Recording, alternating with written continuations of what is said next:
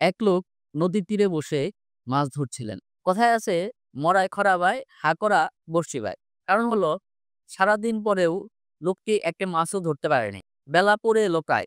এমন সময় হঠাৎ একটা মাছ ধরা পড়লো, যা দেখে লোকটা খুশিতে আত্মহারা হয়ে গেল। বেশ বড় সাইজের একটা বোয়াল মাছ ধরা পড়লো। কিছুক্ষণের মধ্যেই পাশ দিয়ে এক নেতা যাচ্ছিলেন তার সাঙ্গপাঙ্গ নিয়ে।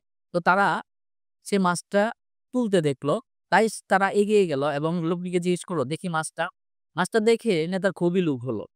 এক পর্যায়ে তারা জোর জবরদস্তি করে লোকটার কাছ থেকে মাছটা ছিনিয়ে নিল। ছিনিয়ে নিয়ে নেতাকে মাছটা দিয়ে সাঙ্গপাঙ্গরা খুব খুশি।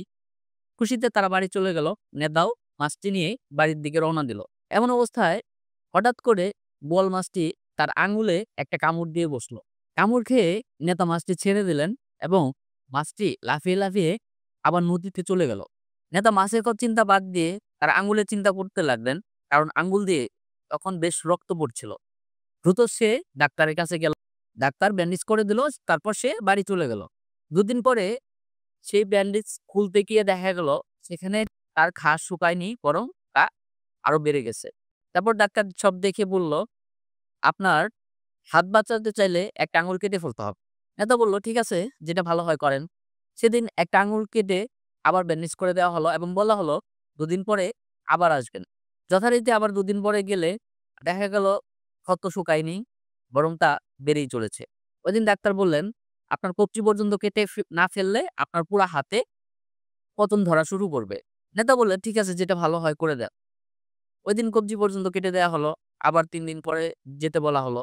৩ দিন পরে আবার ব্যান্ডেজ খুলে দেখা গেল পচন বেড়েই চলেছে। তারপর ডাক্তার সব দেখে বলল, আপনার কনুই পর্যন্ত কেটে ফেলতে হবে, না হলে এই পচন সারা শরীরে চলে যেতে পারে। নেতা বললেন, ঠিক আছে, যেটা ভালো হয় করে দেন। কনুই পর্যন্ত কাটার পরে ব্যান্ডেজ করে দেওয়া হলো এবং নেতা বাড়ি ফিরছিলেন। এমন সময় তার এক বন্ধুর সাথে দেখা। বন্ধু জিজ্ঞেস করল, বন্ধু, কি হয়েছে তোমার?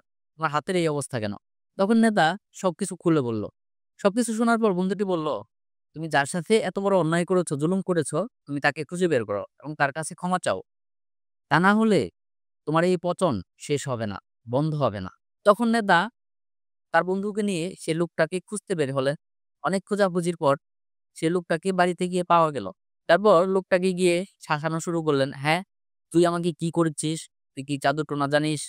নাকি অভিশাপ দিয়েছিস? তোর মাছ নেওয়ার পর থেকে আমার হাতে পচন ধরছে, আমার আঙ্গুল কেটে ফেলছি, তারপরে কবজি কেটে ফেললাম, তারপরে কনুই পর্যন্ত কেটে ফেলছি। তারপরেও ভালো হবে কিনা বলা যাচ্ছে না। তখন লোকটা মুচকি হেসে বললেন, আমি আপনাকে কোনো অভিশাপ দেইনি। আমি আপনার কোনো ক্ষতিও চাইনি, কোনো ক্ষতি করার চেষ্টাও করিনি। আমি শুধুমাত্র আমার আল্লাহকে এই কথাটা বলেছিলাম, আল্লাহ, তার ক্ষমতা সে আমার উপর দেখালো। তুমি তোমার ক্ষমতা তার উপর দেখায়ও।